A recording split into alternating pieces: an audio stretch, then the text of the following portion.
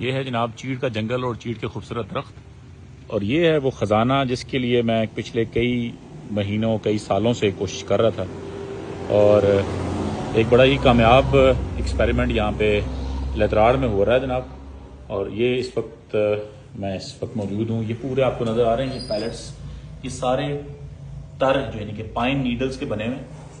और ये आप देखिए पाइन नीडल्स के हैं। और ये वो मशीन है जिससे कि बनाया जाता है और ये इससे ग्राइंड किया जाता है। और ये है तर। तो अभी जनाब आपको थोड़ा डेमो कराते हैं और फिर ये दिखाते हैं कि जी ये कैसे बनता है। जी सर, ये बताइए कैसे ये इसको प्रोसेस करते हैं।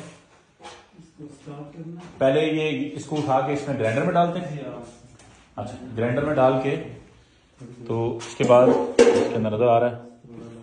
ठीक है जी, यहाँ से ये मशीन यहाँ से स्टार्ट होती है। स्टार्ट करें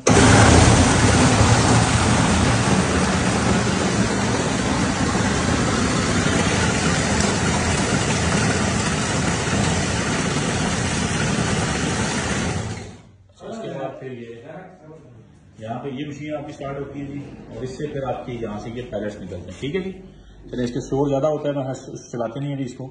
तो ये जनाब आपको पैलेट्स यहाँ से बन के और ये यहाँ से निकलते हैं। और ये मेरी पिछले दिनों बात हुई थी साकिब साहब से भी, जो कि कंजर्वेटर चीफ कंजर्वेटर